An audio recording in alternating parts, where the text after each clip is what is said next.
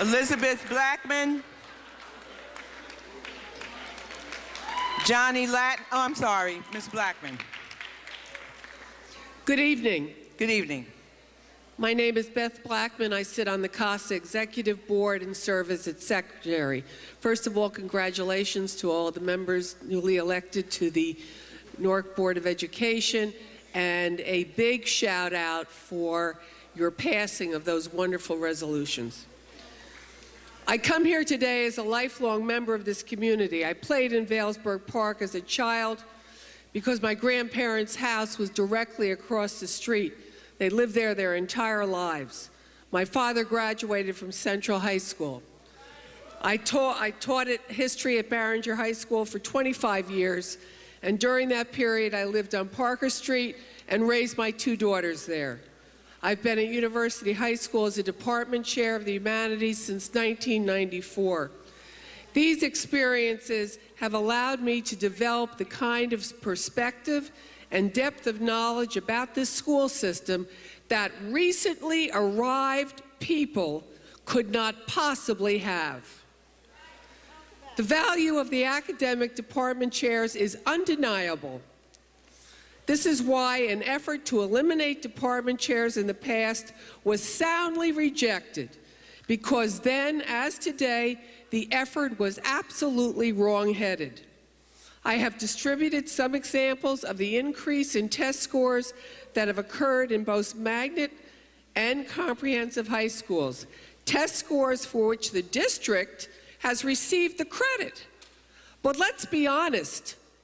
Although the district office has taken credit for these improvements, the credit really goes to the teachers under the guidance, the direction, and assistance of the department chairs who initiated these efforts, identified the strategies, refined the instructional focus, and closely monitored the delivery of instruction to allow for these improvements. Make no mistake about it. These improvements could not have been possible without these content specialists in our schools. At my school, because of the concerted effort and collaboration of the department chairs, strategies were implemented focusing on close reading, analysis of a text, and increasing critical writing skills. Now listen carefully. The number of special needs students who scored proficient in language arts jumped from 10 to 90% on the March 2012 HESPA.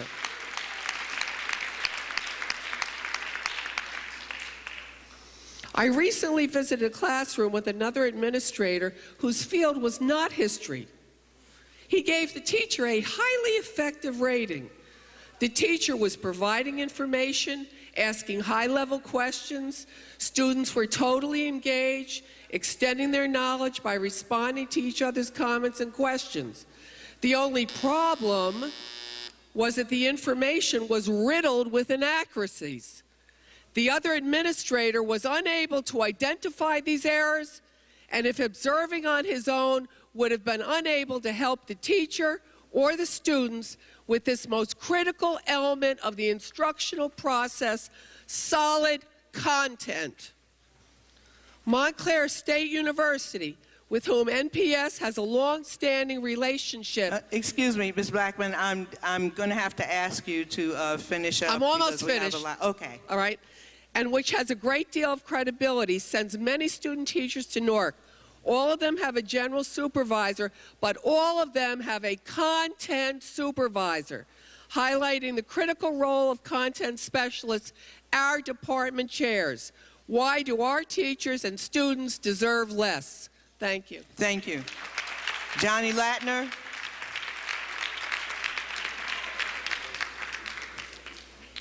Vanessa Roper.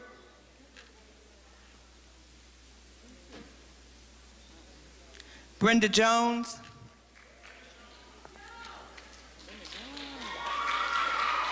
Brenda Jones will be followed by Jonalee Velez, Maria Goez, and Avis Martinez.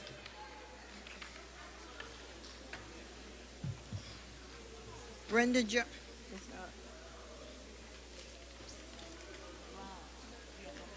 If you are soon, it would be helpful if you could move close to the mic or down to the mic so that we would be able to have more speakers this evening. We've already had over an hour of public speaking, and we are only on number 29 on the list. So if you could move toward the mic, then it would be very helpful in terms of our time frame. Brenda Jones, 53 South 12th Street. Good evening. Volunteer, good evening. A volunteer grandparent at Roseville Avenue, formerly volunteer grandparent at Dr. MLK. Once again, we have been targeted in our West Ward low-income area. Last year, Dr. Martin Luther King Jr. School was closed. The reason was the building was too old, but it wasn't too old for Newark Charter School North Star Academy. A year later, in our West Ward low-income area, the superintendent is trying to close Roseville Avenue School, a Tier 2, a passing school.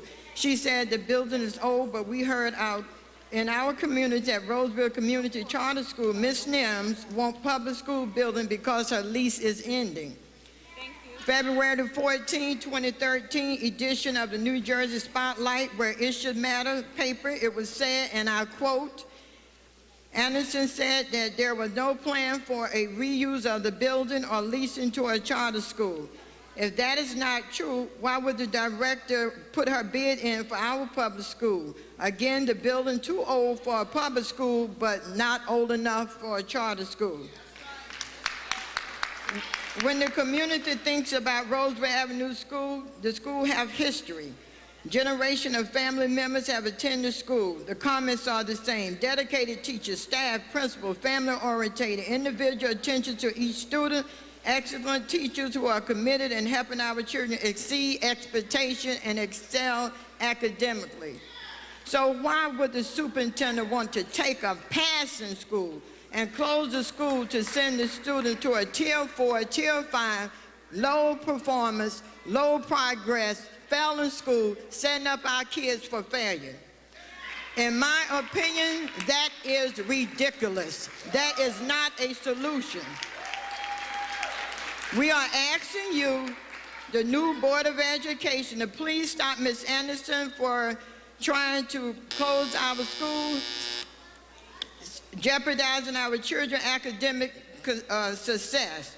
My granddaughter said, and I will quote, "We are not baby dolls, we are children. When you don't want us, you toss it over here, toss it over there, anywhere you really don't care."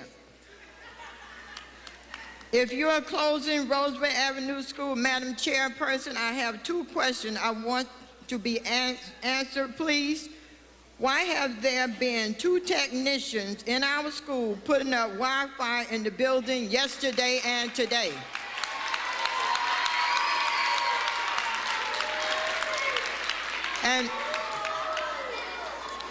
And the second question, why are we the last one to speak when our school is on the closing block? That is gross disrespect. Thank you. Can you answer those questions, please?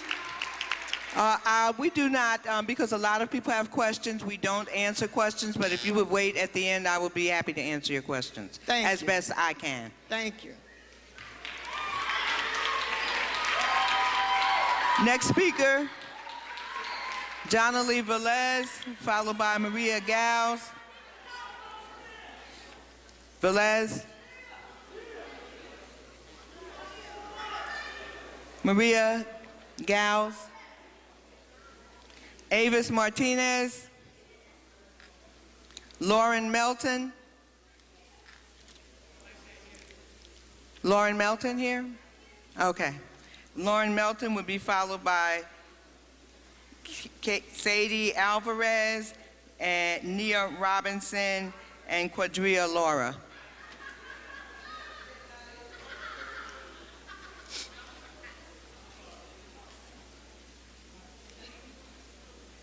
Is Lauren Melton here? Oh, okay. Good evening. My name is Elder Lauren Melton. I'm from 23 Seabury Street, Newark, New Jersey, and I'm here on behalf of my family, the Roseville Avenue School. They loud. I have been here before. We have been here before to talk about the closing of Roseville Avenue School, and there are 3 things that I want to say. Number one, we need answers. To just say we're going to close the school without valid answers is unfair to our children, and it's unfair to our community. Our school is a family school. We have created a family at the school. We set up our kids for failure when we take our children out of the environment and expect them to transition to other places and then expect them to be successful. Finally, I want to say 2 things, and that is, my child is not for sale. And I say that because my child's education is much more worth us trying to keep them together as opposed to selling them out to a charter school. I don't understand how it is that a parent doesn't even have a choice to go to a charter school when we were told in February, after the charter school lotteries had already taken place. So it does not give us as a parent a choice as to where we should put our child in the next school year. I travel 2.5 miles every day to Roseville Avenue School from where I live because at the time I wanted to put my child in a school, the school had no room. If they didn't have any room then, what expectation is it that the school is going to have room for her now? In September, we want to look at Roseville Avenue School as our own. Yes, it's selfish, it's completely selfish, because our children are worth more than that. Yes, Roseville Avenue is a small school, but you cannot continue to take the small schools, interject them into the big schools, and then expect for the 17% of our kids who don't make it to graduation to make it to graduation when we're not looking at their future right now. All we're looking at is $1 or $2. Thank you.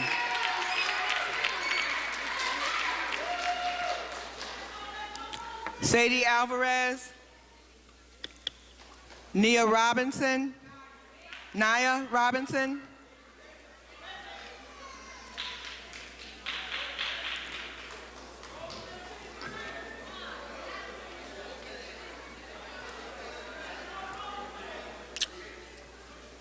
How you doing? I'm Naya Robinson. Good evening. 22 Webster, Newark, New Jersey. I'm a parent. I'm a parent volunteer, and I do oppose of the Roseville Avenue School closing. I don't have a lot to say, but what I have to say, I hope makes a difference. How can we sit here and say these children are our future, but when the budget get cut or something have to get pulled, the first people that go under the bus is the kids? If this is our future, what are we going to have to look forward to when they get grown if they don't have no help now? It's not much that I can do, but as long as I can voice my opinion on behalf of these children, they need help. Us taking things from them is not helping them. It's actually entrapping them. We don't like to get burglarized now. We don't want to get broke on the back of our heads. But if we take this good school for these kids and put them in these big schools where they won't be seen, won't be recognized, they'll probably be the next kids cracking us across our head. We're trying to avoid the poverty, avoid the ignorance, and avoid the little things that's not counting for these children. Yes, I'm not against charter school, but if these kids barely got a public school education, what are you going to do with a charter school? It's kids in the 8th grade that can barely read on the 8th grade level, but yet you're going to take kids that can read on a 4th grade level from a 4th grade school to put them in a school where the 8th graders barely can read on the 8th grade level. It's not fair. It's really not fair. It behooves me that these children have to go through this. Now, okay, what about the children that have special needs? I have a special needs child. I don't want my child in the classroom with 3 other kids feeling like she's a zombie. Just because your child have a learning disability don't mean they're retarded, and just because you're in a charter school doesn't make you a genius. Listen, I'm for the kids. That's it. I take the bow, but I'm only for the kids, and that's it, and that's all. Thank you. Next speaker, Quadria Laura. Is Miss Laura here? Josephine LeBron. Tawana Easterling.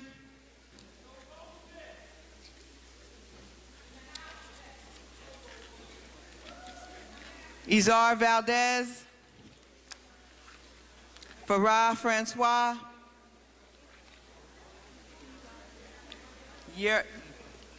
Yeraldin Hogwin. Okay. Followed by Dagmar Frias and Rashida McKenzie.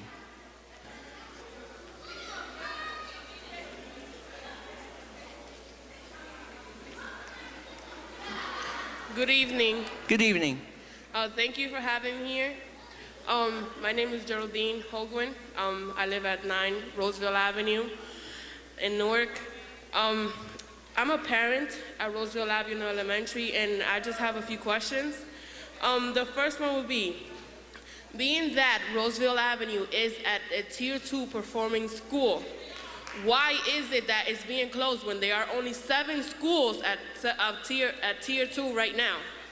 Why don't you start with the lower levels, at the schools at level 4 and 5, closing or fixing those schools before you close the good performing schools? Why was it that we were sent a letter without even a signature letting us know that our schools was going to be closed? Why was it that we weren't informed a year before the school is supposed to be closed instead of a couple of months before, so we can't fight for the school? Another question, why is it that they are going to close the school and let a charter school open in it and not even give our kids a chance to attend to it?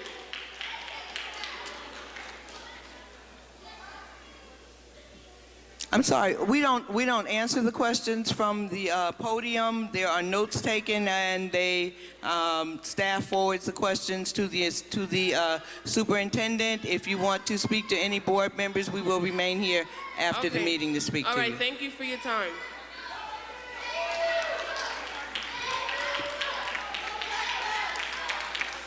Thank you. Next speaker, Dagmar Frias. Rashida McKenzie. Michelle Espinosa. Michelle. Abel Hernandez. Dason Cox. Tiffany Young.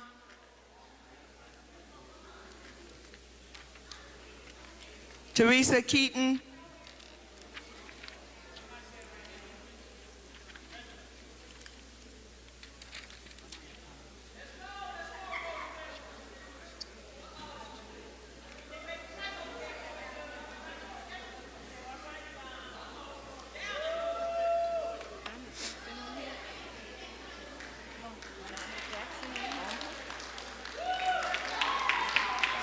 Good evening. Good evening. My name is Teresa Keaton. I am the grandmother of 2 children that goes to Roseville Avenue School.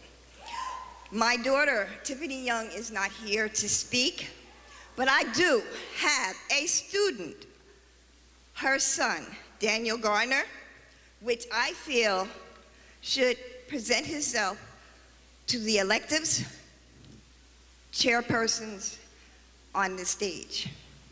Here. Good evening.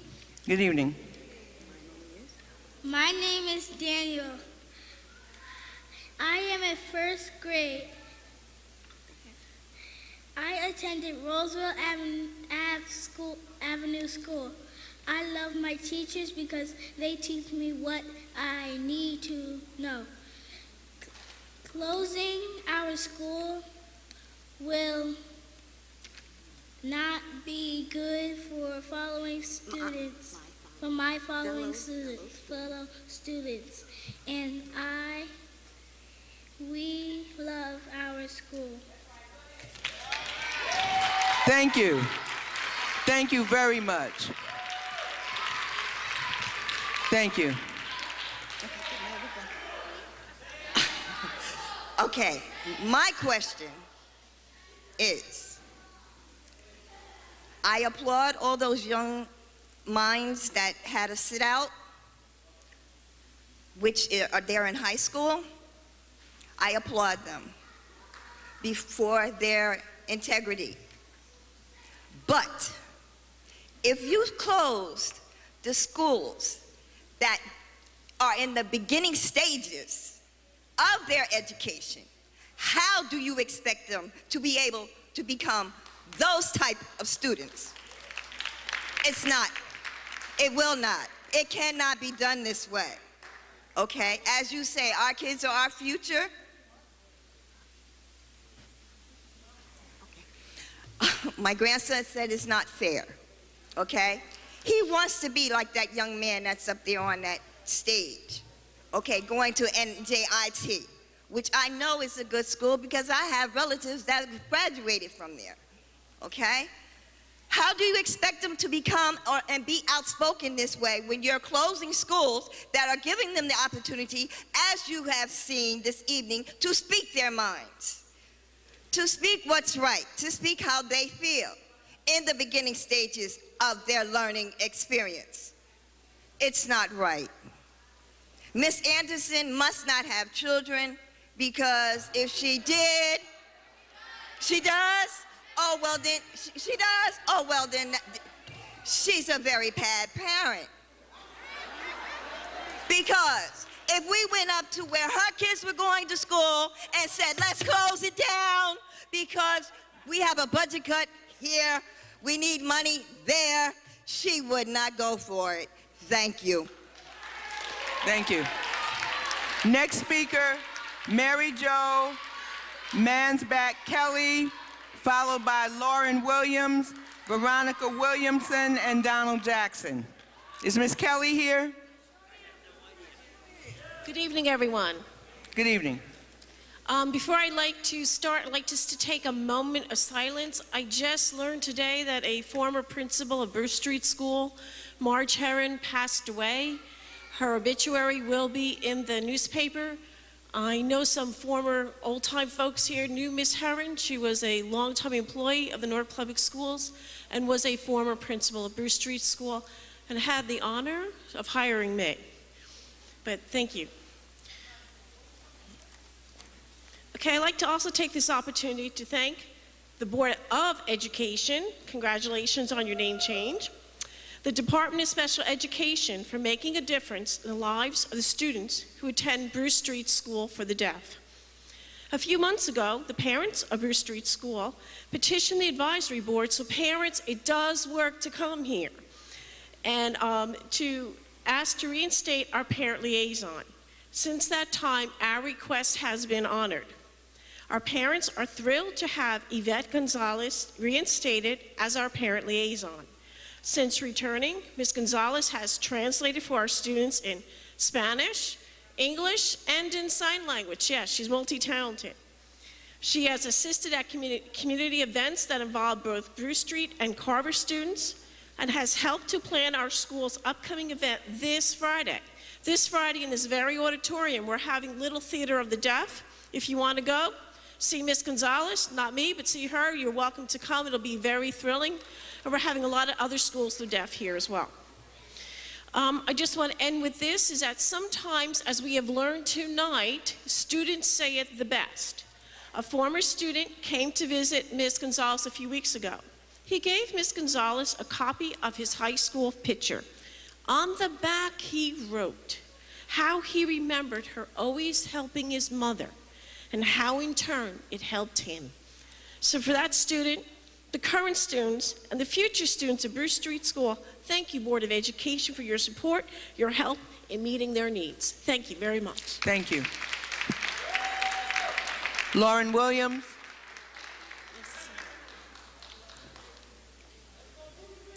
Lauren Williams will be followed by Veronica Williamson, Donald Jackson, and Donna Jackson. It would be very helpful if folks would move down to the mic before their turn so that we would not have so much time between speakers and that we would be able to complete more speakers. Good evening. Good evening, everyone. My name is Lauren Williams, and I've been teaching high school English in the district for the past 8 years. I realize by speaking tonight, I'm painting a target on my back.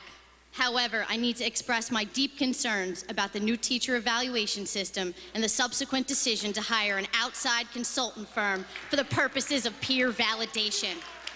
I am questioning the lack of transparency regarding their hire, their qualifications to carry out this monumental task, and why peer validation couldn't take place in-house, as the latest budget clearly acknowledges. The latest issue of Teacher Talk, dated April 16th, states that after a competitive bidding process, Revision Learning has been contracted. I question whether this competitive process actually occurred. Moreover, I would like to know the nature of this contract, specifically for what length of time and what was the cost of hiring more consultants in an already oversaturated district. I'd also like to know if the $1 million earmarked for peer validation has been paid up front, or if that amount will balloon over time, as these things often do. Furthermore, what happens if Revision Learning fails to deliver on its promises? Will the district be entitled to a refund? Clearly, there are more questions than answers. A visit to Revision Learning's website certainly leaves a lot to be desired. Additional research reveals questionable backgrounds for contributing consultants and an overall lack of experience, despite the district's claims that they specialize in peer observation in an urban school setting. Revision Learning itself is less than 2 years old, and to date they have a handful of clients, and the only evidence of success is a few paltry testimonials. Hardly the kind of data that would necessitate spending $1 million, especially without the district's exploration of achieving this same goal in-house. Another curious coincidence is how the language of Revision Learning's website closely mirrors our district's current motto, changing hearts and minds to value education. The phrase hearts and minds is used twice on their website, most notably in their mission statement, where they promise to transform the hearts and minds of educational professionals. Some may say it's a coincidence. Others will see collusion and conspiracy. Consequently, I'd like to question the backgrounds and expertise of the founder and contributing consultants. The bulk of founders Patrick W. Flynn's 17 years of educational service were spent working for Edison Learning, a for-profit entity that has been on the wrong side of a SEC investigation for hiding profits. They settled, by the way, without a statement of wrongdoing.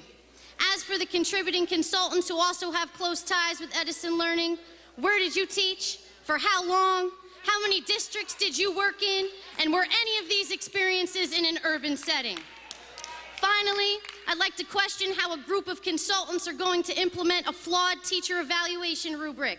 I can appreciate and empathize with the difficulty in creating fair and objective language. However, in practice, some rubrics need tweaking.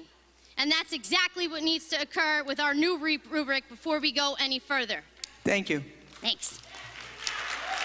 Veronica Williamson, followed by Donald Jackson and Donna Jackson. Good evening.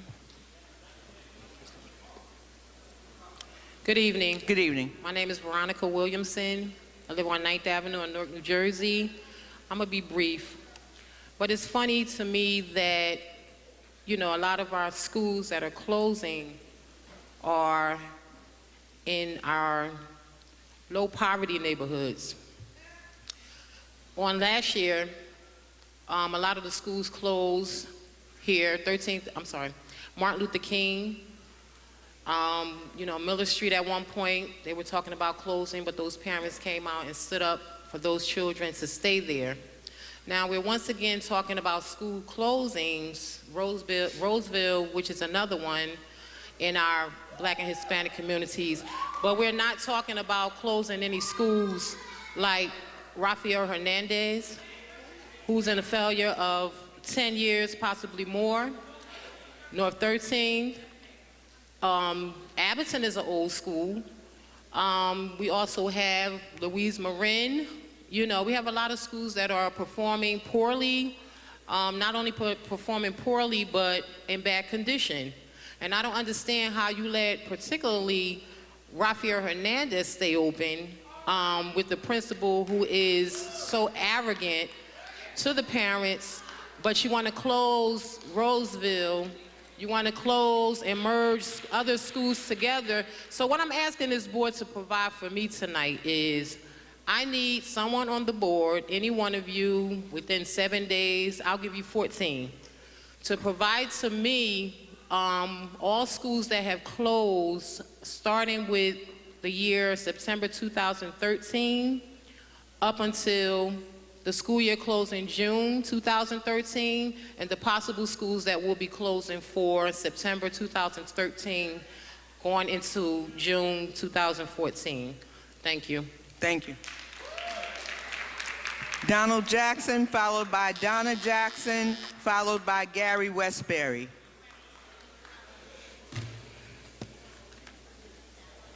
Donald Jackson, 79, well, excuse me, wrong address, 80 Johnson Avenue, Newark, New Jersey, 07108. You know what, board members? I had a speech prepared for you all tonight, and believe me, it was going to be a rowdy one. But you know, after those 3 resolutions, the light at the end of the tunnel is starting to become brighter. So don't dim it, okay? You guys got a clean slate tonight. Don't mess it up. Please don't mess it up. Because just as humble as I am now, I could come back next month and be even rowdier. Before I begin, and this is why I usually don't like to prepare stuff before this meeting, I'm requesting an extra minute or 2 to speak, and if it's not granted, it's all right, because I'm actually happy that you guys did those resolutions, so I actually will have a seat when my time is finished. But I got a heap of information concerning someone by the name of Tiffany Hardrick, someone that the Newark Board of Education has hired, well, excuse me, correction, someone that the superintendent brought in, okay? Everyone here has a homework assignment. Type her name into Google and look what comes up. I'm just gonna read something very brief. State ethics boards may investigate Miller McCoy's transportation contract. Reading a little bit further, I found out that Ms. McCoy has been brought up on ethics charges due in part to nepotism and misappropriation of funds. Excuse me, Mr. Jackson, we really have to warn you that right now the topic that you are talking about is a personnel issue, and it's also calling a particular person's name, so we do have to ask that not be. Okay, I'm gonna stop talking about it, but to my answer to that is, it's public information on a public website talking about public documents. So I'm gonna just leave it alone. I'm gonna leave it alone, but I'm gonna tell you what's on the internet, all right? Type her name up, you'll get all the information, and I'll actually give you the website, okay? Tiffany Hardrick. We'll talk, we have a sidebar. Anyway, Newark Public Schools is in a state of emergency, okay? I wanna mainly focus on the student walkout a couple of weeks ago, and the fact that some of the students that partook in this student walkout were suspended, okay? They were retaliated against by principals, okay?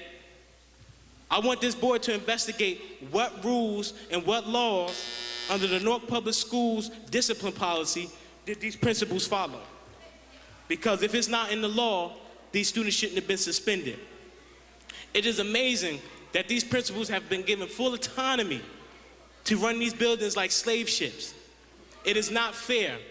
These principals are using nepotism to run their buildings, okay?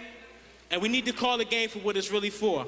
It's an attack on public education to keep the poor suppressed. Community, it's time to wake up. And then my ending, I want to end with this. This is my public service announcements, titled, "We're Sick of You." To those union leaders who want to keep selling out their membership so they can make themselves look good, we're sick of you. We're sick of you. Superintendent, we're sick of you. We're tired of you not coming to the board meetings, and we're tired of you not listening. We're sick of you. Parents, students, teachers, it's time to become more involved and aware of what's going on in your district. Get involved. Thank you. Donna Jackson, followed by Gary Westbury and Brian K. Logan. Good evening. Good evening. Well, I have a message for all staff to take back to your staff members.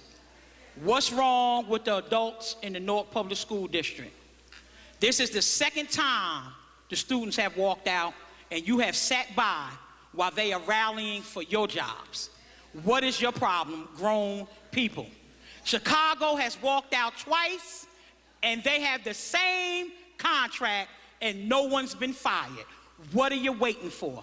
You're sitting in here tonight because you're worried about being laid off and eliminated. You're gonna be fired, terminated, eliminated, tossed by the roadside anyway. Excuse me, Ms. Jackson. Ms. Jackson, could you please address the board? I'm addressing the board.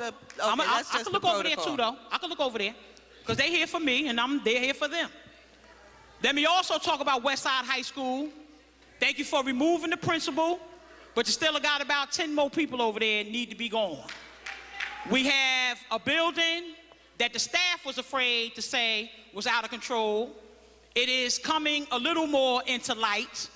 But the problem with all failing schools and those that aren't working is that you allow the people that were failing the building to plan the next year's plan.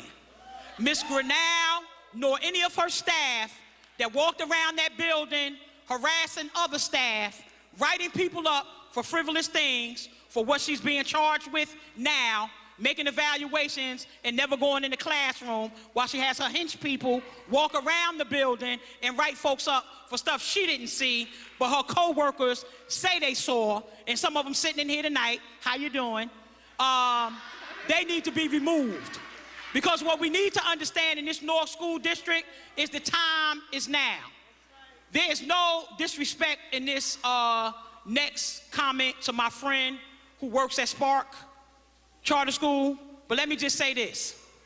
If a Newark Public School employee cannot be a member of the school board, nor can a charter school employee who works in this very building.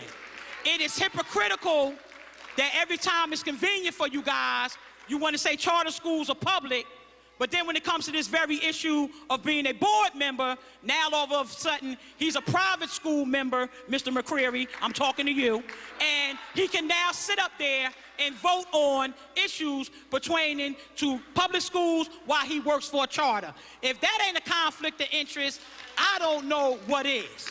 And lastly, let me say this. Please don't clap, because I know most of y'all don't agree with what I'm saying, and I don't really care, but this is all of our faults, the grown people in this room. I have been telling y'all for 5 years that this woman was gonna close these schools down. I told you what Corey was gonna do. They now brought Commissioner Cerf in. For those of you that don't live here, Commissioner Cerf was acting. He is now the commissioner for the state of New Jersey. Ms. Anderson is going to call a special meeting, and I'm going to wrap up with this. Please allow me to finish this, because I need them to really know they fired in this room. Okay, Ms. Anderson is having a meeting that she has called with all department heads and all principals in this district on Thursday morning at 9 o'clock to tell them, the staff and members, they're really going to lose. The numbers coming out of 2 Cedar Street are going to be over 400, but it will not include any of those consultants. 147 consultants that make over $150,000 a year. We all need to have ourselves whooped. We are not supposed to sit idly by people and tell your coworkers when they come to a board meeting, you need to learn how to stay till I'm finishing. They can hear me. Ms. Jackson, I understand, but we have a lot of speakers on the list. That's good. And you had a lot that wasn't here. Ms. Jackson, please finish your sentence. Let me finish and this. We need to go on to other speakers. Yeah, and you sure do. But you also need to learn how to stay to the close of business. Because while you clapping for what's going on now, when the contract comes across to eliminate your job and they vote yes, you won't be clapping then. Thank you, Ms. Jackson. Next speaker, Gary Westbury, followed by Brian Logan and Brian Johnson Logan. Brian K. Logan and Brian Johnson Logan. For the record, my name is Gary Westbury, Good evening. Athletic Director at Weequahic High School. I spoke at the advisory board meeting on March 26 at Westside High School, and at this meeting, I provided clear and empirical evidence of the type of work and service that the Department Chairs of Athletics provides for the students of the Newark Public School. I further had proven that we are one of the department, in fact, really the only department that have helped kids in the range of 2.3 to 2.7 GPA to receive full and partial scholarships, and there are no other department in this district because I do have that fact. Moreover, placing our students in the position to be exposed and recognized for their abilities, interests, and talents. At this meeting, I requested that the advisory board and the superintendent to reconsider the action of eliminating the department chair of athletics so that we can continue to provide our students with opportunities to receive a higher education and to pursue their life dreams and goals. Tonight, we are still unclear to what will happen to the department chairs of athletics and what opportunity lies ahead for the student athletes or students in the Newark Public School District. When you take away experts in this field, when you pass these responsibilities to individuals who are not certified and who do not possess the knowledge and the connection to get these students scholarship money, it will have a serious implication on the student of Newark future. Moreover, the district may not be protected from the many pitfalls that is associated with the business of athletic administration.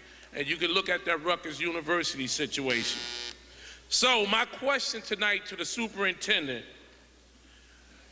since she's not here, to the board, who will be the person or people to be responsible for the scheduling of athletic activities and events? Who will be the people or persons scheduling and securing transportation for our athletes? Who will be the person scheduling and securing officials for athletic contests? Who will be the people hiring and evaluating all of the coaches? Who will be the people overseeing the physical examination process for all student athletes? Who will be the people who will be responsible for securing facilities for athletic events, for managing the student academics and community service project as per our policy 6145? Who will be responsible for following the reports to the district regarding student athletes' academic performance? Who will be the people working a full school day just like any other administrator or teacher and work after school to run the athletics? Currently, we have athletic directors in this position. Please reconsider our position. Thank you. Brian K. Logan. Brian Johnson Logan. Ted Bowler. Jeff Dykes. Selvin White. Lorraine White. Laverne Spruill-Dews.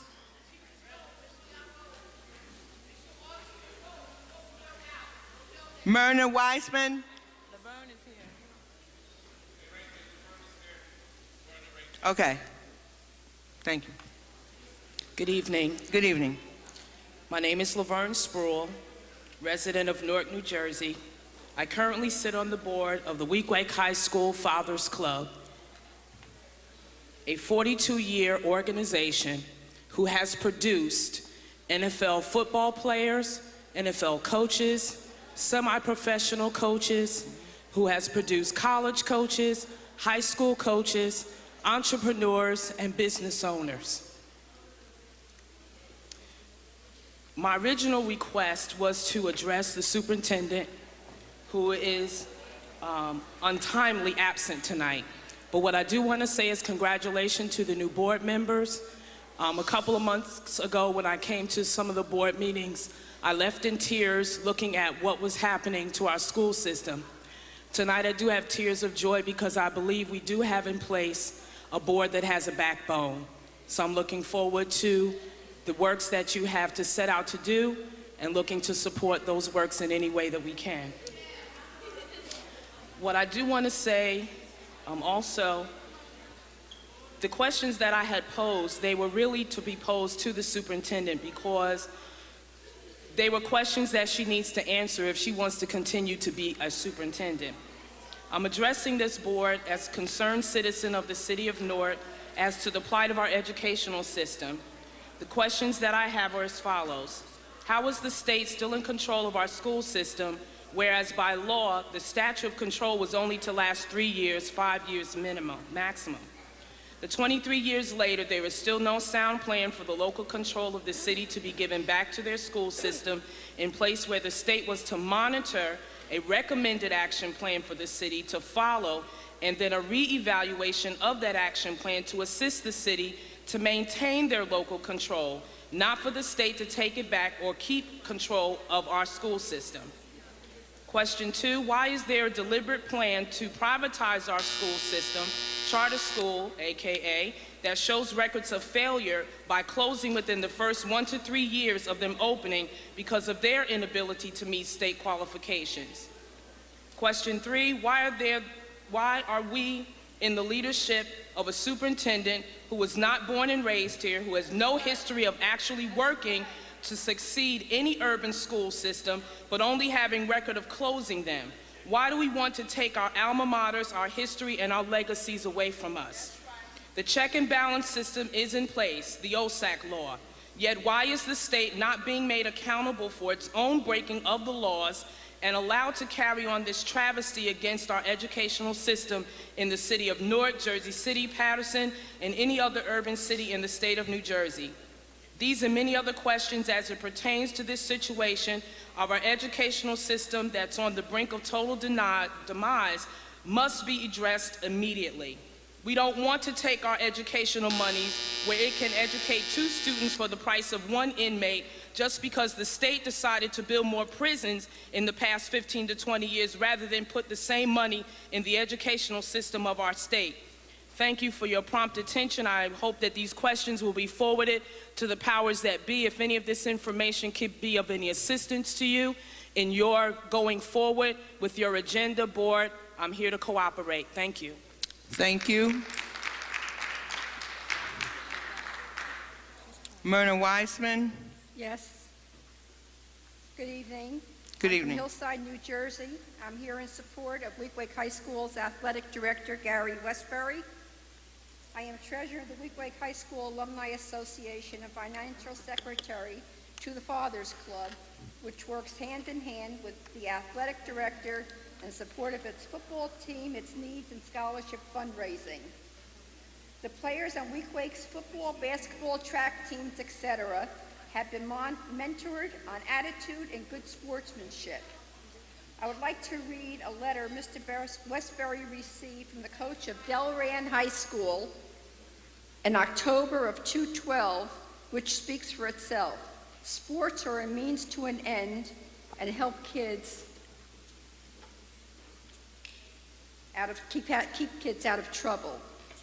The letter, Dear Gary, on behalf of Delran High School and the entire Delran community, I want to congratulate you and your school community on a well-deserved victory on Friday night. I'm sure you are very proud. More importantly, the Weequahic athletes, coaches, and administration and fans were a pleasure to host. The display of sportsmanship and mutual respect from both teams was one that should be highlighted across the state. You have an excellent team that played outstanding football on Friday night, and we wish you the best of luck in the finals this weekend. If you ever need anything, please let us know. Congratulations and best of luck, Andrew Estrada. It is a shame that Ms. Anderson has made a decision without ever visiting the school or attending a sporting event to show her support and see firsthand what an athletic director is responsible for on a daily basis. Our former superintendent of schools was a product of the Newark school system who took pride in sports, attended games, and rooted for the Newark teams to win and was an inspiration to our Newark kids. My thought is, if something works, which it does, why try to fix it? I hope Ms. Anderson reconsiders the position of athletic director and is remembered as a hero and not a nightmare. Thank you for your time. It's most appreciated. Thank you. Donald Bradley. Ernie Turner. Ernie Turner will be followed by Sharonda Phelps Wadley. Good evening. Good My evening. name is Ernest Turner, and I'm a graduate of Weequay High School in 1975. Got to put on my glasses, past 50. I was compelled to speak after hearing about all the changes taking place at Weequay. On behalf of Weequay High School Father Club, I am concerned about the alleviation of the department chairs of athletics within the Newark public school system. Our organization has worked diligently with the athletic department at Weequay High School. Our organization worked directly with the athletes in our school, and the athletic chairperson at Weequay has played a pivotal role in helping with the formation of our organization, and remiss is the Weequay High School Fathers Club. I just can't see how the Newark public school system is going to replace these vital organizational persons. Director of athletic chairs are responsible for a plethora of duties, such as they provide, assist, and facilitate scholarships for athletes, plan a comprehensive athletic policies that provide opportunity to students who are in the GPA range to further their education with additional money, and responsible for meeting guidelines mandated by the NJSAA and other duties that are too many to list at this time. Athletic chairs not only provide for the individual schools they serve, but the community and the parents of these athletes as well. I am concerned that athletic chairs, directors of other departments, along with supervisors within the school, play a vital role in the organizational structure of the educational process of our children. How are we going to replace these essential personnel that is vital in the administrative processes of any school district, the daily decision-making that assists the principal of the school, and that veteran experience that enables the hierarchy of the Newark Public Schools to operate? For God's sake, Weequay High School budget is already paper thin, which is a disservice to our children already, and now schools are going to operate without needed supervision. It seems when our children start to achieve and improve academically, here comes another obstacle that set our children back several years. Is children last and politics first in the state of New Jersey for urban students, or are being defunded by the proliferation of charter schools, which are taking away needed funds for public education? Question, is Weequay being slated for the next charter school without our knowledge? Thank you. Sharonda Phelps Wadley.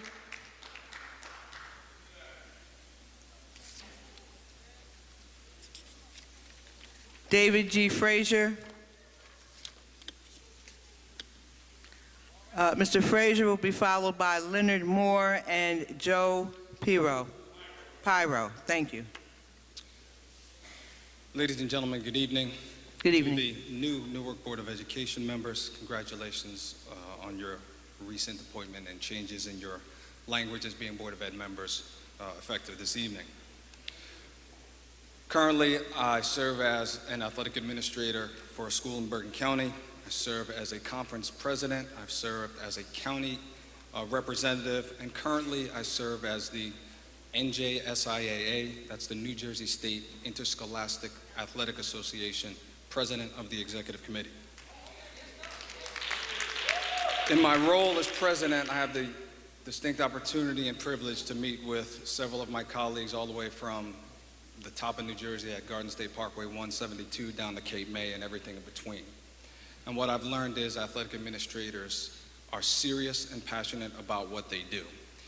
And eliminating that role is a grave injustice to the communities in which they serve.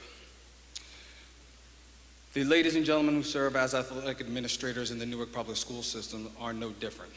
They're faced with various challenges, and from what I'm hearing in the recent past, significant challenges that affect the students of this city of Newark. In speeding things up, my purpose here this evening is not only to support the role of athletic administrators in the state of New Jersey, but those here specifically in Newark, especially because those leaders affect the student athletes of Newark. I don't need to get into the day-to-day aspects of what athletic directors do. I can tell you firsthand it's a crazy job, but in a pleasurable way. I don't want to get into the nitty-gritty of what makes a great athletic administrator and what does not. But I will tell you that one bad hire for 1 year does a huge detriment to an athletic program and to a community. Eliminating the position itself, which it seems is the direction in which things may be going here, is a near-death sentence for athletic programs and for the students in which they serve.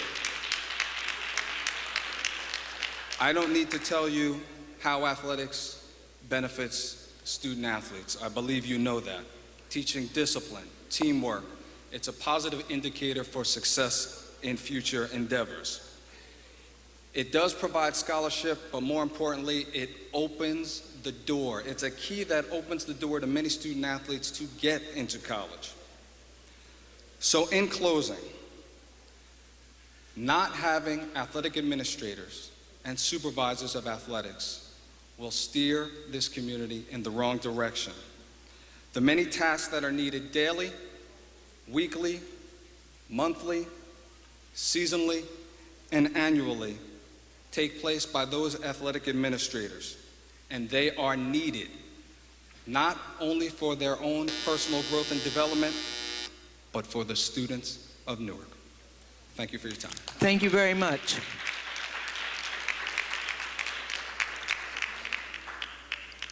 Leonard Moore. Joe Pirro.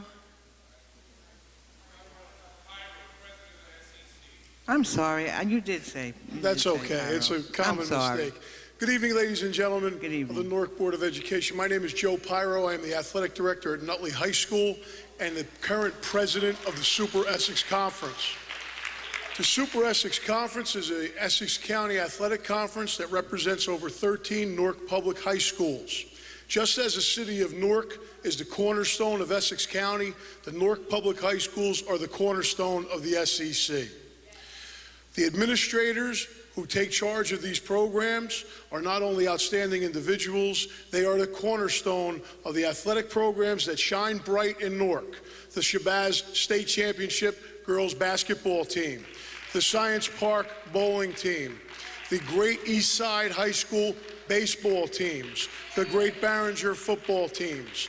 These programs are administrated not only by fantastic individuals, but by products of this community. They represent this community. They are alumni of this community. They wear their colors proud. And those that are not from this community have adopted their colors proud. You have good people here that care about your kids. As an athletic administrator, I can tell you this job is not for the faint at heart. And it's not for a rookie either. You have took a lot of money and a lot of time into building your facilities and your programs into, like I said, role models for the rest of our county and state abroad. You cannot leave them in the charge of somebody that has never done this job. You cannot downsize the one position in the building that works with your children day in and day out. They're here early, they stay late. They make sure they get home safe. They make sure they're doing the right things. They make sure they're getting into school. They're making the best of their educational experience. And they do that not for their money, but it's because what they believe in their heart. They have a passion for what they do. You are blessed to have such great people. In closing, I would say that I would hope that you reconsider, on a selfish note, for the benefit of the Super Essex Conference. We enjoy our competition with the Newark Public Schools. They're a big part of what we do. And it would put the entire county It would put the entire student athletic population of Essex County in jeopardy if you eliminate these positions. I will assist in any way that I can. I have to be fiscally responsible, as do you. I would give my services to you to find a better way to stretch that budget dollar. I would do that for my brethren and for your school district, because these are too good a people to lose. I thank you for your time, and I hope you make the best decisions. Thank you, and we will relay your message to the superintendent. Arnold Bell.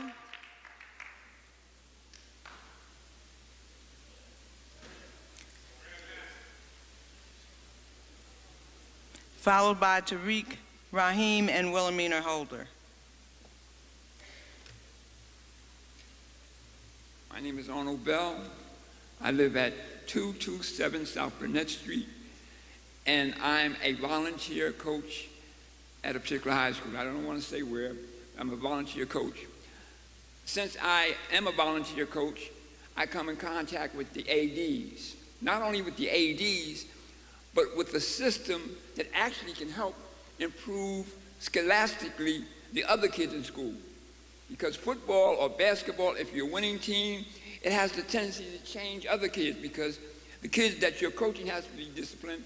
So therefore, the other kids see that they have to be disciplined. A lot of times when a system goes down, the whole school goes down. Now, my whole problem is, because I do a lot of reading, I know that it's like a football game. So now you have a new system and new players, okay, and they have a new game. They have a new game, which it don't make no difference who's at the top of the game. The quarterback is the quarterback. So you holler about one quarterback, and they bring in another quarterback and run the same play on you. You understand? So we have to wake up to how this game is played. And then we have to read. And because we don't read, I'm talking about most of us, I don't care whether you went to college, because we don't read, we don't understand how this thing works. Right now, we are a permanent underclass, and they intend on keeping us that way. Okay? And education, when you start talking about taking away the ADs, you're dismantling the education. So what happens is first you cut the top of the tree, right? And then the tree is stunted. Now we got a Japanese bonsai tree. Okay? And that's what's happening. They cut and cut and cut until you can't educate. Number one, they give you a system don't work. Because it's not high school where the kids are failing. It's in grammar school. And the reason why they fail in grammar school, because they don't teach phonics. We teach whole word.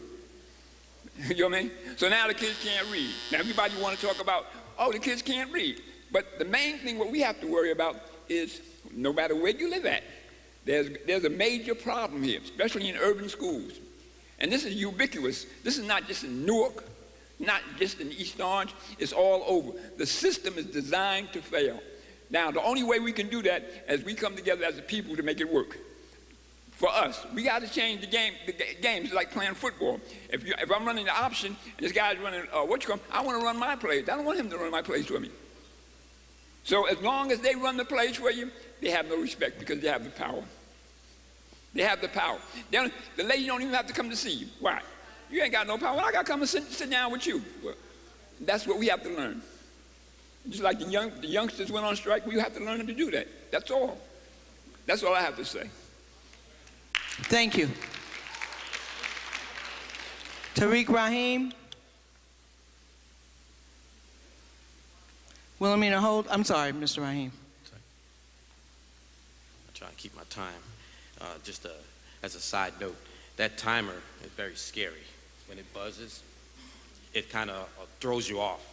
I wish we had a different kind of sound for that. You know, in the debate world, we had like these little timers that light up or something like that, where you see the time or cues. Nevertheless, okay. My name is Tariq Rahim, 25 Eastern Parkway, Newark, New Jersey. The one issue that I'm here for was the student safety after they leave those after-school programs and they go home. The one call I got a couple of months back, and it's one that no parent wants to hear, that creates terror in our mind, is when a child has been robbed. This is happening throughout our city on a regular basis. I think it's important for the Newark Public Schools Board to know, and as superintendent to know that something needs to be done about it. They are being beaten, and I think that if you had a show of hands, most of the people in here will raise their hand, know that a kid that has been impacted, what does that kid do? Does the kid now have to look to defend themselves? Do they get picked up? Some of them are lucky. They go to certain schools, the parents are in a position to pick them up from school. But what about those kids that travel from day to day? You know, it really is concerning. And I think that we gotta, in talking to a couple of police officers, I thought that, that maybe Newark Police Department might do some kind of outreach or work collaboratively if they know there's a concern between the block after the school, or sometimes right there near the school, in front of the school, where these things are happening. We know what the problem is. Let's talk about the solution. Okay, real quick, I just want to run through a couple of them. One is coordinating with other law enforcement to get things done. The second one is we got to invest more in our security. If we know security is short-staffed on these issues, let's give them a little more time after school to work those things out. I think that if we, President Obama said it in 2008, the solution to fix the European crisis, the American crisis, is to make the investment. Every time we talk about closing schools, we're operating in the reverse here. We have to look at making an investment in security. Also, who else can help those students from making the bad choices or being out there, as a lot of the young ones is doing that kind of thing, is the coaches. We got to invest in those coaches and those teachers. They're the ones that can tell a student, take that colored flag out your back pocket. You're on our team. You're on this athletic team. You don't have to do that out there. And those are the ones that can do that. Now, the last point I'll share with you, and I think that if we invest in the coaches, that's also something that's going to help, is we need real community engagement and input into the issues affecting our community. You see a lot of hurt out here, 81 speakers. People are hurting in Newark because nothing is being done to address the terror that's really happening for many of the kids out here in the street. Lastly, I'll share with you this last point, and that is jobs for Newarkers.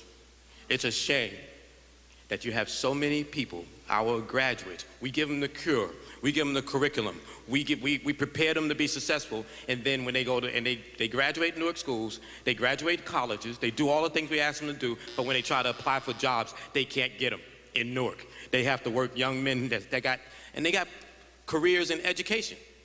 They get to go up to Patterson, they have to go to Orange, everywhere else. What's the deal? So I think we should take a look at that. I'll quote and leave you with the trumpet of conscience from Martin Luther King. In our society, it is murder psychologically to deprive a man of a job or an income. You are, in substance, saying to that man, he has no right to exist. That's what I see happening to our kids that graduate here and they can't even get a job in Newark. And they have the credentials.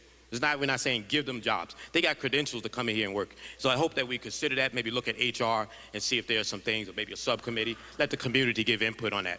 Thank you. Thank you. Thank you, Ms. Rahim. Wilhelmina Holder. Good evening to the Newark Board of Education. I want to congratulate you on the mission and the focus of that goes along with the name change, and I'm sure we can expect to see some action that will reduce outcome for our students. And I want to congratulate the new board members, and I want to recommend that you read something that I just downloaded. It just came out yesterday, called The Bolder Approach to Education by Elaine Weiss and Don Long. It's market-oriented education reforms, rhetoric trumps reality, a study done in Chicago, Washington, and New York City, and it does not show any promise, but yet, if we keep moving down this same train track, our children will be collateral damage. So I invite you to read this. I will email this document to each and every one of you. And also, I'm going to email you something else I've been working on before I was ill, and that is the comparison between JCPenney and Newark Public Schools. And you may ask, what does that mean?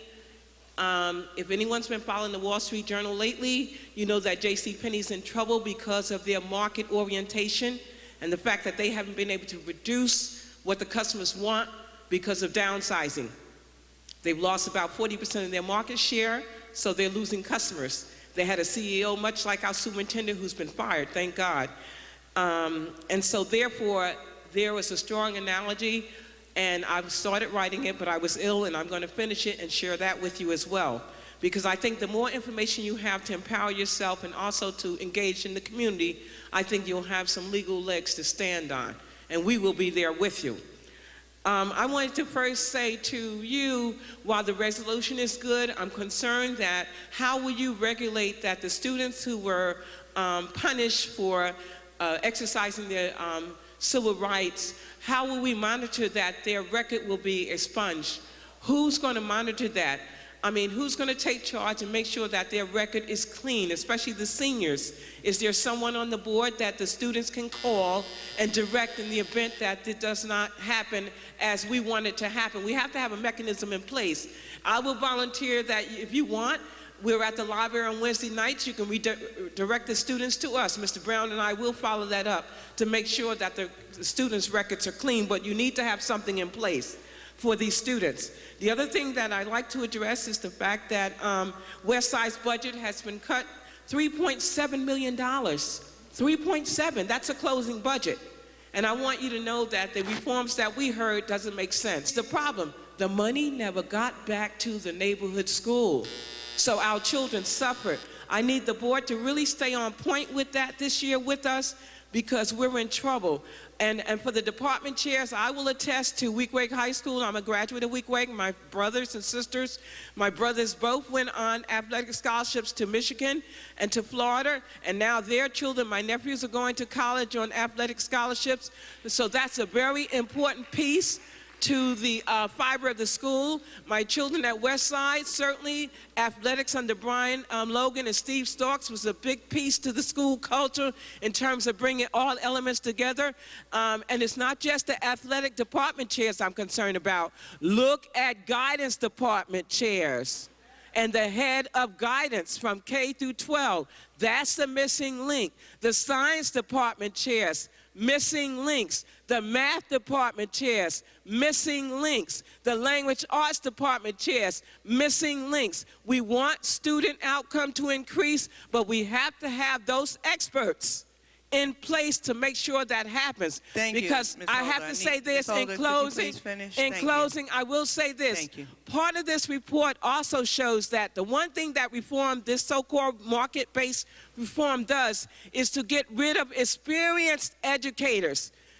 In Chicago, over 4 years, 52% of experienced educators were gone in 4 years. So we do not need novice from Teach for America to come into Newark without experience to turn anything around. And we have experienced people who look like me and my family, who live in the community, who understand the needs of the community, Thank you, Ms. who Holder. can understand the children. We have to make sure that we have a stable teaching force that's from the community, that reflects the community and the goals of the community. Thank you. And I expect you to help us with that. Thank you. Ms. Holder. Next speaker, Sean Williamson, followed by Aljathea Cannon.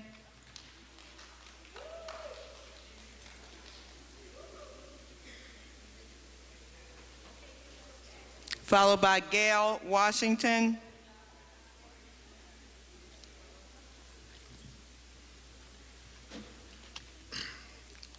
Good evening, board members. Good evening.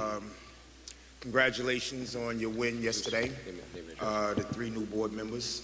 Excuse me, could you please say your name and address for the record? Thank you. Yes, my name is Sean Williamson, 56 South 14th Street, Newark, New Jersey.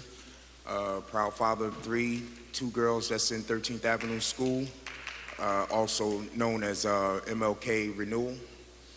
I'd like to start off today by saying about the change of the advisory board back to the Board of Education. Thank you, Mr. Kinney, for that motion. The young man, student board member that's about to go to college, congratulations to him for his efforts and his applause for helping out the students around here. And also, I forgot your name in the blue, for your motion to help the students out in their freedom of speech. Ms. Matthias. I would like to take a moment to reflect about ourselves, about what we did back in the day. when we were kids going to school. The struggles that we had to fight for so we can get Black history in our schools, to learn about our heritage, our cultures, and the good education that we used to receive in this great state of New Jersey. All of that we fought hard for, to have all of y'all members sitting up there today, and all of us proud people are out here that fought for the kids today to have a good education, is going to waste. It's not about the money. And I don't understand why the money is being cut. We are having a hard time right now with school books and stuff like that, and we're having it being cut. Jobs are being taken away. The governor don't want to talk to the union board, teachers union board. Nobody can get the governor to come here to the city of Newark to speak to us without us having to pay $1 just to hear him speak. We shouldn't have to pay nothing. We shouldn't even have to hear him speak. This is a democratic state, and we have a Republican taking everything from us, and we should fight back. The board members up there and us parents down here should come together as a unit and fight for our rights. Take our district back. There's a few things I like to mention in closing. The athletic program. I was an all-state athlete back in East Orange High School in the 80s. And what y'all trying to do to these directors that got us off the streets, had our minds into something extracurricular in high school, needs to be stopped. We need to save our programs, give our kids something to look forward to. iPads. A lot of these parents can't even afford iPads.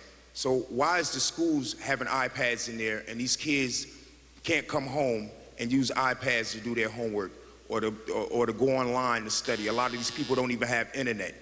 We need to help build our school systems better and help the parents try to get things that we don't have to help the kids with their homework. That we used to have school books back in the day to help us with our homework or what we didn't understand. My daughter's in the 7th grade and my other daughter's in the 1st grade, and they haven't had one book. I just got internet last month, so I couldn't go online to help them with the homework that I don't understand. And I'm quite sure there's a lot of parents that still don't have internet, that can't help their kids with their homework. Some of these things have to be addressed, and have to be addressed now. Quality education teachers, special education teachers. We need to work on that, because it don't make any sense that my son had to go to West Orange a West Orange school for his special education because there was no qualified teachers at MLK to teach. Closing the public schools, that's not going to help. We need to build our public schools instead of closing them down. Y'all closing them down and selling them to charter schools. Mr. Williamson, thank you. I have to ask you to please. All right, I just have 2 more things to say, and Mr. I'm Williamson, going to end it at that. if you could just finish the point that you're on now, because we still have other speakers waiting. All right, Thank my next point is about safety. This is a very touching thing here, because there was a child yesterday or today I want y'all to take a look at that was jumped outside 13th Avenue School that I was told by my mother today. Mr. Williamson, I'm going to have to ask you to close. If it's a particular incident, I'm sure that there's someone from staff. Mr. Freeman, where's Mr. Freeman? Okay. Well, what I was trying to say is we need to No, address I understand, the but we have to move on to other speakers, so I have to ask you to close. And Mr. Freeman, who is in charge of security, can actually take the time to hear the whole thing. So I just do appreciate, thank you so much. Thank you. And Mr. Freeman is right in the back here against the wall, and he can actually deal with that. Thank you. Next speaker, Aljathea Cannon, Gail Washington, Carol Tague, Simone Jacobs, Myra Jacobs,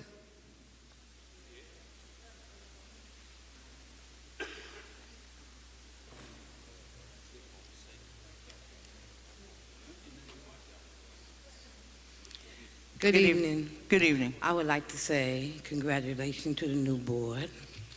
I am really proud that you came in and decided to start business at hand. Excuse me, I'm sorry to interrupt you. My name is Myra Jacobs. Thank you. I am a resident of Newark, New Jersey, okay? I am still very proud that you started out like you want to take care of business. Because we done had boards sit here numerous of times, and then all of a sudden the game changes. But I'm glad to know that you want to be represented, the people of Newark. You want to be respected for a board of education board.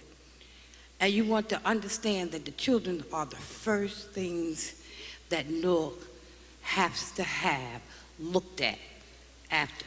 We don't need children will lead the way. The Bible tells us the child will lead the way. But it also tells us that we're not supposed to be far behind our children. Now, we deal with budgets every year. It's mind-boggling how come we are always taking cuts, and yet you tell us we need to be better. Our children need to have, yet I'm always hearing cut, cut, cut, cut, cut. Now, I'm taking it, for instance, Central. You give a $50,000 cut, but last year, they didn't even receive $500,000 for their autistic kids. How and where's the logic to that? Explain to me, what happens to money that was supposed to go into the system last year? You understand? That did go into the system last year, and yet it's never accounted for or explained. Now, a budget hearings, you hear all about where it's going to go, but you never tell at the end where it went and what happened to the money that you didn't receive. Okay? Now, as far as the children, young adults leading, going out, speaking their rights, they have the right.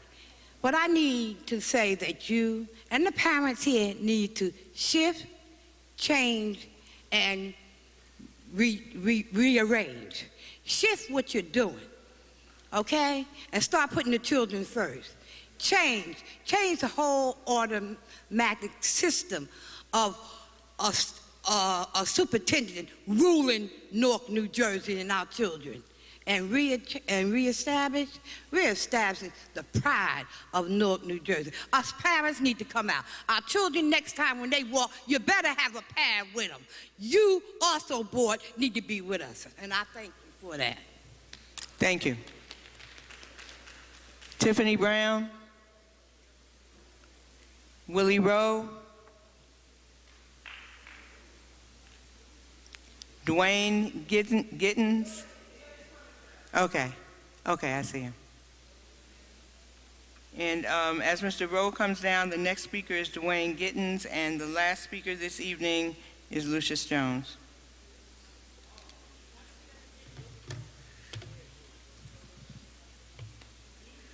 Good evening, board members, and welcome Good evening. to new board members. I'm Willie Rowe, 107 Ivy Street, from Newark, for Newark. First, I'd like to commend the students that went to the budget hearing and left school and had a protest at Rutgers and spoke on behalf of the budget, whereas the superintendent, Kami Anderson, should have been there. In the past history, Ms. Bolden will go to the budget hearings and speak. Also, Mr. Ronald Lee, who was the administrator. But where was Kami? Missing in action like she is tonight. So the students follow a tradition of Newark people fighting for their rights. Last year, we paid $300,000 for an audit for 3 years, Kami requested. It was 2 back years and 1 forward year. In 2011, we had a surplus set aside from that Supreme Court decision, which said Christie had to fund the schools in accordance with the School Finance Reform Act. We may need to consider going back to court again. That's why the board needs their own attorney. We paid over $200,000 last year for a consultant to do a study of the school population trends, a demographer, which was to determine areas of increase or losses. Last year, the demographer was off. More schools had increased students. Same thing occurred this year. So what are we paying $200,000 for when the U.S. Census said Newark's population had increased? We gave leases to charter schools, which was to provide revenue to the district. Where's the money? Last year, Ms. Anderson said we would be receiving money from philanthropic group organizations. What did we receive? When did we receive it? And how much was it? And what was the conditions of the money? Ladies and gentlemen of the school board, it is now necessary for you to seek the assistance of the State Controller, Matthew Boxer. It is very important that an audit be done for last year and this fiscal year. Purchases, contracts, consultants, financial donations. Until this audit is done, there should be a moratorium on closing schools, co-locating, hiring uncertified personnel.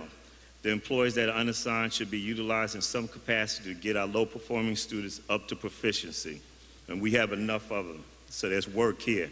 The audit should also cover all Title I monies and the school improvement grants monies expended, transferred, or misappropriated related to schools closed, such as Martin Luther King, 13th Avenue School, Quitman, West Side, Dayton Street, and 18th Avenue School, which was closed. So, ladies and gentlemen, we need to consider having a moratorium, and I've heard the board request numerous times from Ms. Anderson for reports on the effect of these co-locations and closing of schools and the new schools. And I haven't heard from any board member if she presented such. So it's an example of her mismanagement, malfeasance in office. And we got to take a stand somewhere. If we have to go back to court, you need your own attorney to go against her. We got to draw it to a close. She's not for us in this district. Thank you. Thank you. Dwayne Gittens. Lucius Jones.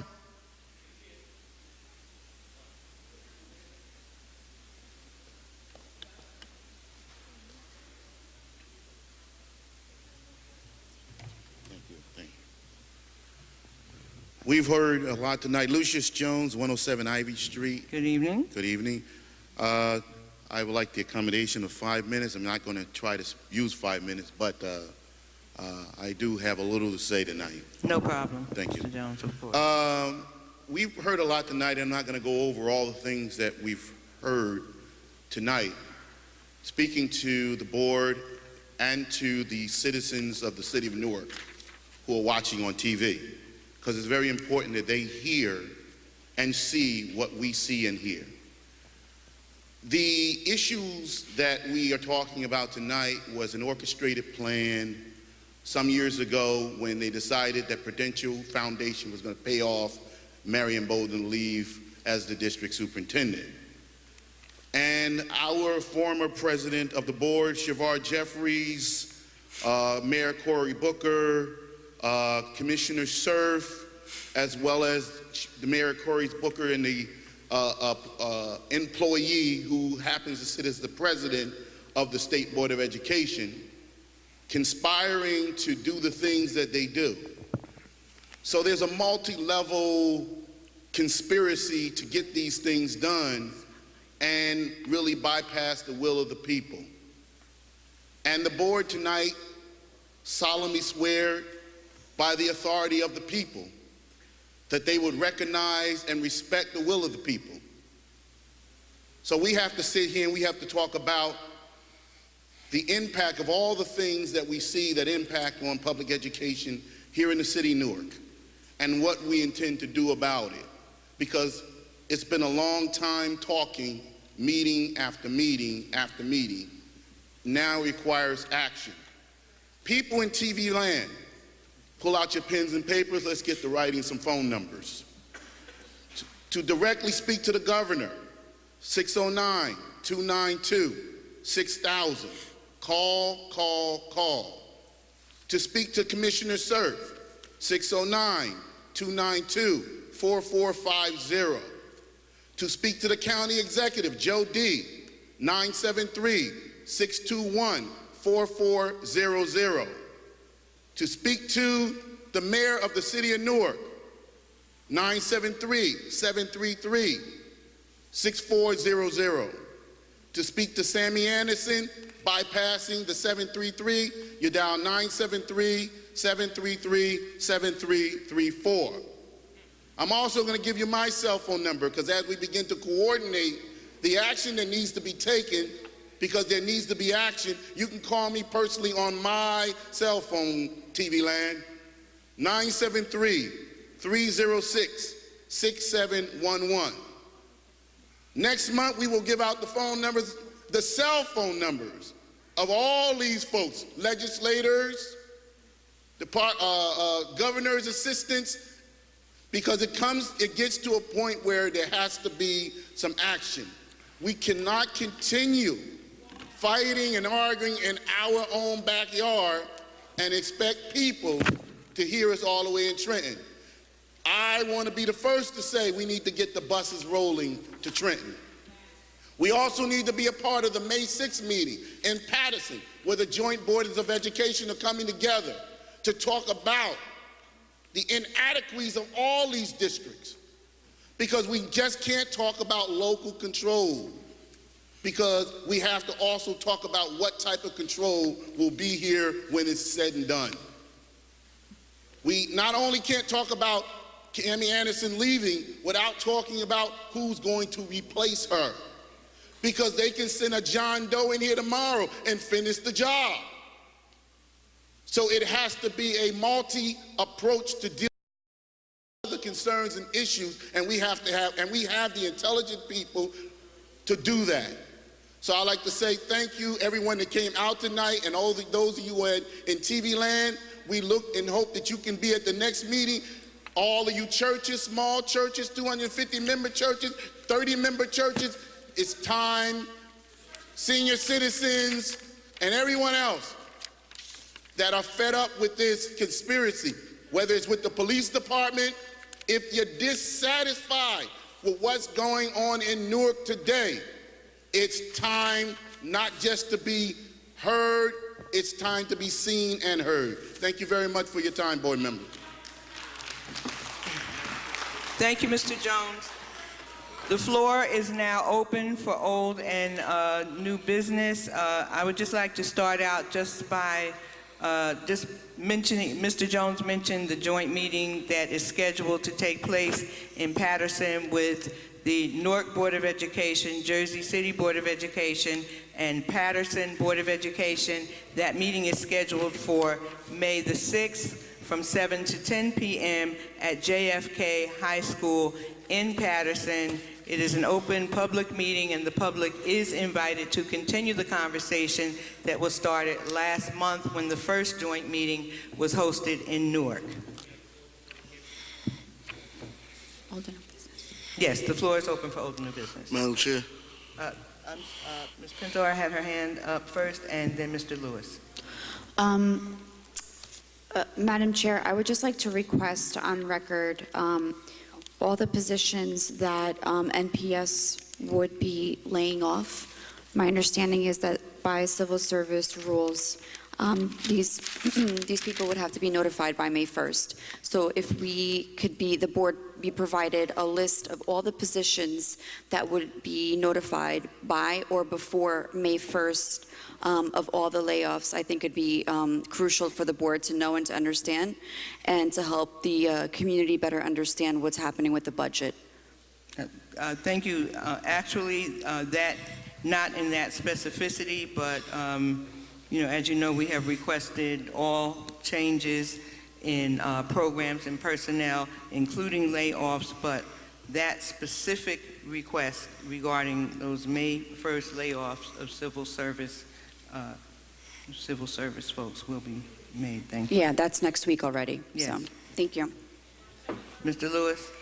Just three requests. One, if we get an explanation on why Maple Avenue do not have a basketball team this year, and why they're the only school that's not participating in the basketball program this year. Another request, I know we requested this through email, a list of all students that was affected by the walkout who was suspended. And lastly, I would like for us to look into asking Matthew Boxer, the state junctioner, to come in and audit the district on the hiring practices and finances of the district. My request for that is because, just like one of the speakers said, I don't see Newark as being hired. All I see is folks from New York City being hired, and all of them have some type of connections in the same programs they all have on their resume. So I just want Mr. Boxer to come in and, and confirm these allegations for the board. Thank you. Okay, we can discuss that further and see what we need to do to look into that. Thank you. Madam Chair. Yes, Ms. Matthias. And this was actually part of a larger email, but I just wanted to find out if the information is available today. But do we have the actual revenue that we've realized from those charter leases that were approved last year? Actual revenue to date? I said that were approved. I'm sorry. The revenue that we've collected from the charter leases that were approved last year, or even any charter leases that we have within the district, the actual revenue that we've collected to date. So, okay, so you're requesting that information? Yes, we do have that information, and I will provide it so that the board can see it. Thank you. Can it be presented in a comparative analysis to what was projected? We said it was going to be X amount of dollars, and I know, particularly with 18th Avenue, that lease was never materialized. What I will provide you is the actual collection of revenue for each school. Okay. And it's broken down by month, by school. Okay. Thank and you. a total year to date. Thank you. And I think, if I remember correctly, it's just under $1 million right now. Yes, Mr. Kenny. First, I wanted to congratulate our new board members for taking on this tremendous responsibility for 3 years. It's a lot of work, but I think that you have the capability to do so and do it effectively. I wanted to recognize one person who was actually here in the audience for Leaders for Life, young man who is a vice principal at Shabazz High School, who did a black male college fair, and about 143 people attended, 170 people, 143 students attended, I should say, and he has extended himself not only inside the community, but also extended himself after school, working with our young people. I could know him as Coach White, Altrique White, for doing a great job with our young people, provide our young people with mentors, but most importantly, finding colleges that are recruiting our young people and doing something above and beyond his job title. But he's a true educator, and I want to make sure I recognize his hard work and efforts as well. Thank you.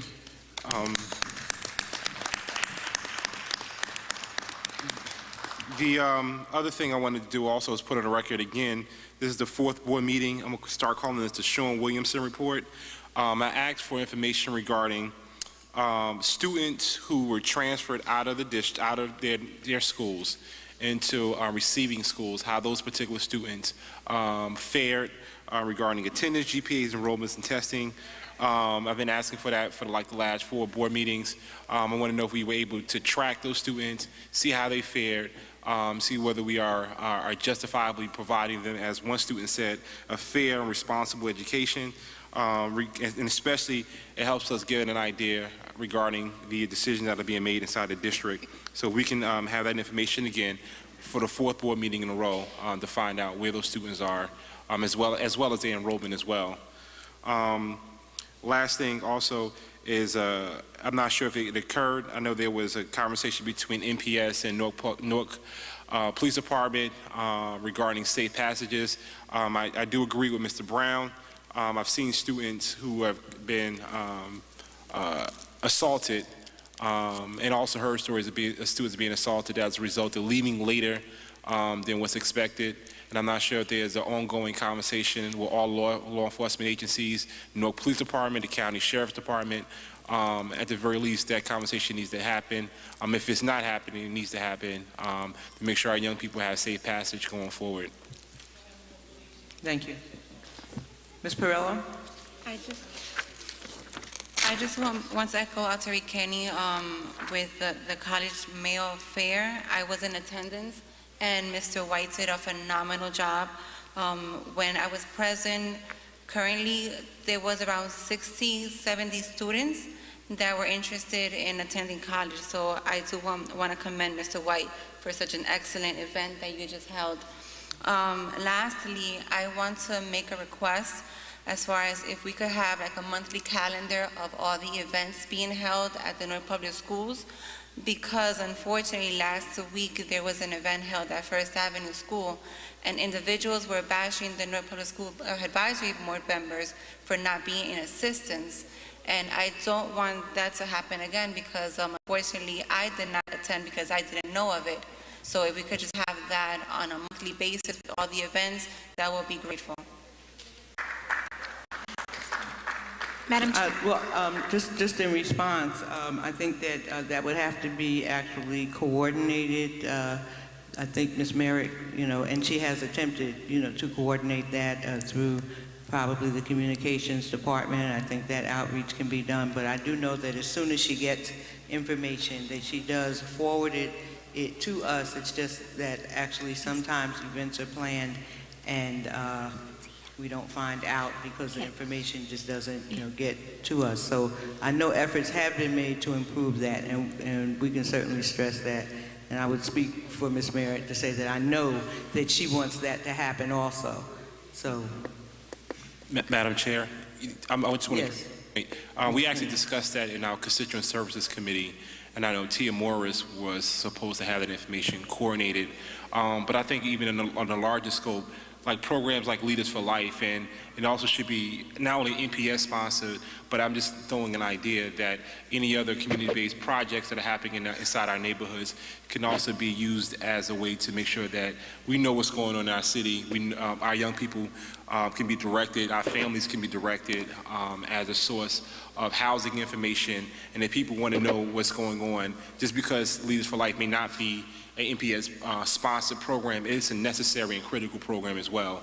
So if that information we can use that as a window to receive information, to give people information if they need to use it, if that's what they need to do going forward. I just think that probably that people need to know how to contact the school system. All of the board members' emails are on the NPS website, and the head of communications as well as community relations, Ms. Merritt, all of those can actually be found on the website.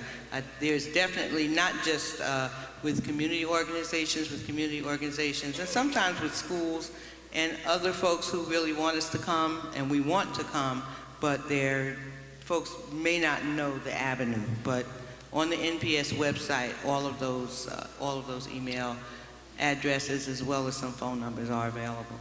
But we can certainly improve the mechanism and try to make it work much more smoothly than it does now, because it's frustrating all the way around. Yes, Ms. Mathias? Yes, my question is about Roseville Avenue. I know one of the speakers said that work was being done in there, new technology installed, and I believe Board Member Lewis said that he also witnessed that. With it being slated for closure, what is the reason for the new? Yes, Ms. Wilson. Roseville School is still a Newark Public School property and will remain so at this point in time. We have a project underway to put wireless in all of our schools. At this point in time, it was decided, and I made that decision today, to continue the wireless installation at Roseville, because should we decide to reopen that property or use it for other purposes, it would be more expensive to go back and try to wire it later versus including it in the current ongoing contract.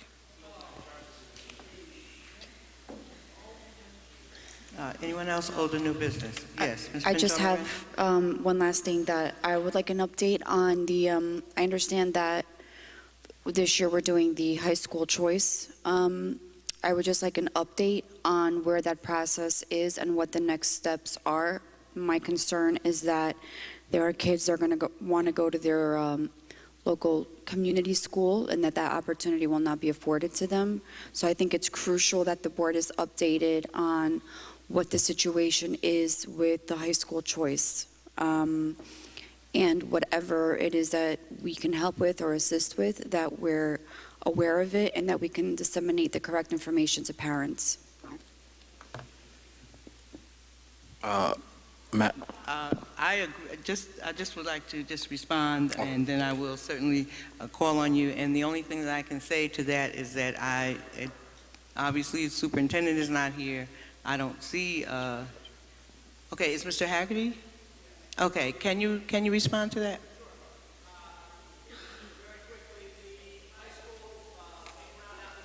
Brad, can you go to the mic, please?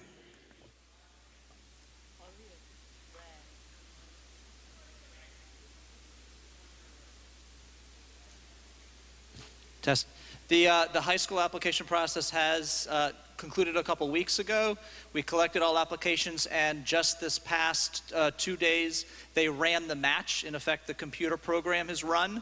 So we are very close to being able to meet our deadline of completing that process by this Friday and having each student and family be notified of their placement for next fall by next Wednesday, May 1st. The piece of information I don't have is within that main round match, the number of students that successfully were matched with the school, and if there were any who were not. I don't have that piece of information. We obviously could provide that, but I do know that those letters are on time to go out by next Wednesday, May 1st, which is the date we gave this board many board meetings ago. I have a question. Thank you. Mr. Hassan had a question, and then Mr. Lewis. Mr. Hassan? Madam Chair, I'd actually like to make a request if it's proper for me to do so at this point in time. I don't know if you can make it, so go right ahead. I would like to go on record formally requesting the amount of all insurance brokerage fees that have been paid by the district over the past 5 years for health, dental, workman's comp insurance. Also to highlight the commission rate that has been paid, the amount of the commission paid, the name of the entity that received the payment, and also the number of workman comps cases that have been reported over the past 5 years. Excuse me. Mr. Hassan, what would be very helpful if you would email that question to Ms. Merritt and copy me on it, and we'll make sure that you get the response to all of those questions. Thank you. You're welcome. Mr. Lewis. My question was actually to Mr. Haggerty. And I attended Westside High School when he had the alumni there speaking to them about the new progress and everything. With this new system and new system of matching our young folks to these high schools, how can we guarantee that Newark resident students get first priority?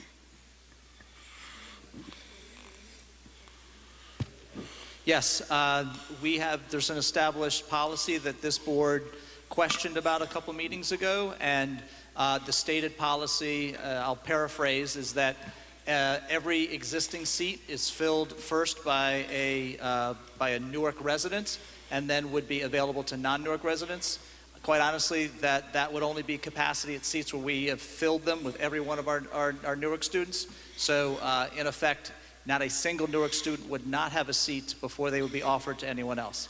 I don't have the total number of students currently who are non-NPS students. I believe we tried to look into that. There was one board member made that inquiry in terms of if there were non-NPS students currently in the district, but that's the policy. Priority is given to Newark residents first, and no other seats are offered until every one of those students who wants a seat has a seat. My follow-up question to that is, how are we verifying the residencies of these students? Every current NPS student, as you know, must verify their residency in order to initially register at NPS. Any student who's non-NPS who wishes to apply to an NPS school must prove proof of residency, and there's multiple forms.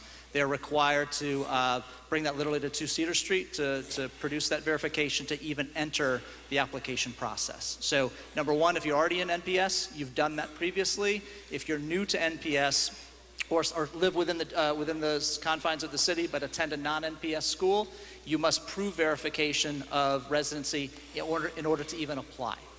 What if you have already been in the school system? You already proved that you lived in the school system, but you moved throughout your years in school.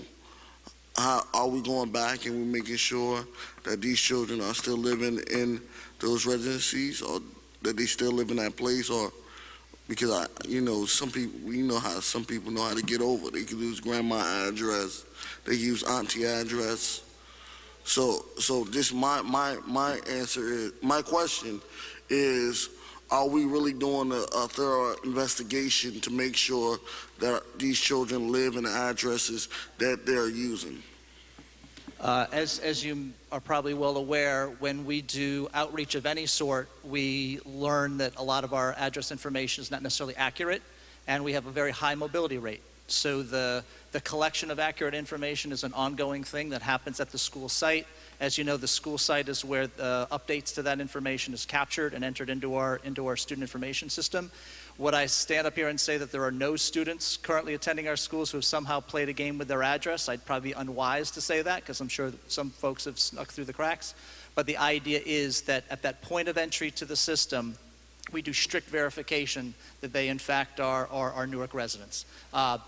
If there are multiple moves in there, is it possible? I would say yes, it's possible, but we've taken strict steps to make sure that at the point of entry and any other point of admission to, say, to the high school process, that we have verified that as well.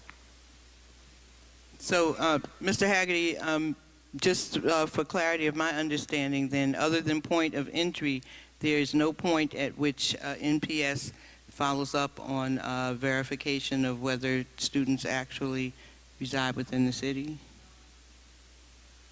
Again, this is a little outside of my area of expertise, but in terms of knowing the high school process, my understanding is that if you enter the system, make proof of residency in order to enter NPS, that until you get to a point such as the high school process where you're in effect asking to be admitted to a different school, then no, there aren't any checks other than if you change address along the way and your mailing address changes, of course, the family updates the school so you can get updated information correctly going. Parents, because of the drop-off location and pickup location, that they had to go to Mount Prospect to drop off and pick up their schools. I wanted to know if there is a way to make the location closer so they could be dropped off and picked up at Elliott Street School, because unfortunately there was a parent which kind of got me upset that she's 7 months pregnant, she has to walk 40 minutes to actually drop off her child at Mount Prospect. So I wanted to know what is the route to change that, like method of transportation. Again, I think that's the kind of questions if you email the detail, and we can try to get a comprehensive answer for that. Thank you. Anyone else old or new business? Is there a motion to adjourn? Madam Chair. Whoa. Before we have a motion. I'm sorry. Board members, I know it's a long night. Board members, there's a couple of documents in your packets. There's the advisory board standing committees. This is the pink sheet. Please fill it out and give it to Ms. Jones when you get the opportunity. And there's also a blue sheet, content information. Please give that to Ms. Jones. Also, newly sworn-in board members, I just need you to stop by and sign this in front of me so we can give it to Ms. Jones as well. Now you can take the motion. Move it. Mr. Lewis. Is there a second?